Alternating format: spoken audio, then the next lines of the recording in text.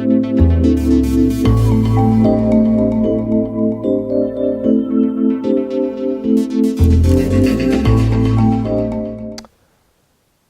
whole essence of my message and has been impacted by an incident that happened when I was growing up in New York. I grew up on the Upper West Side, and there was a wonderful woman on my floor that every time I'd go up in the elevator with her, she was always like inviting me into her house, and she always had snacks. I remember Oreo cookies were great, and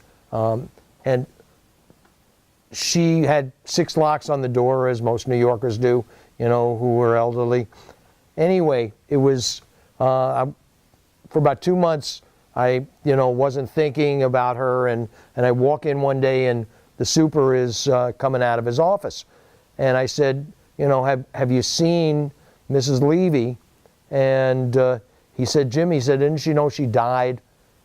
And I said, she died? What do you mean? What happened?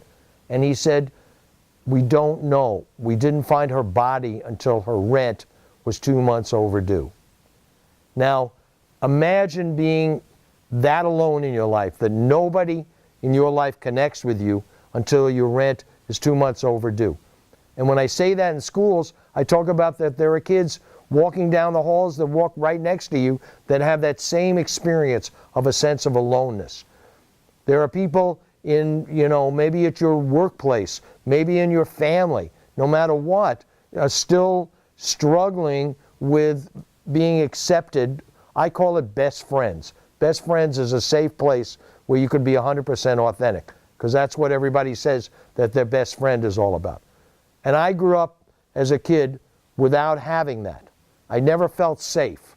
I never felt like I could be 100% authentic, because I always felt like that somewhere along the line people were going to, to step inside, see something that they didn't like, and then they'd leave, and it would just kick in to my already abandoned issues that I struggled with all my life.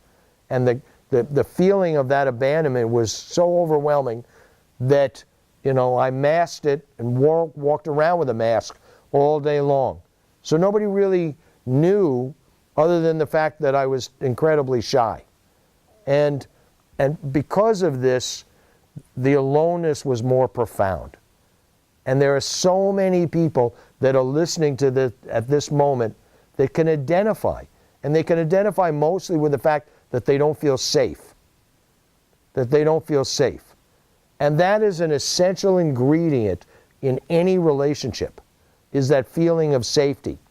Because if you don't have that, then consequently, you're always going to be on. You're always going to wait for the axe to fall. You're always going to be in a position where, theoretically, someone's going to find out who you are.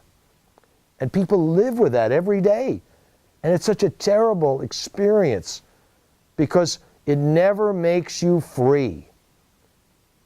I mean, we talk about money making you free. Money doesn't make you free as much as feeling safe makes you free.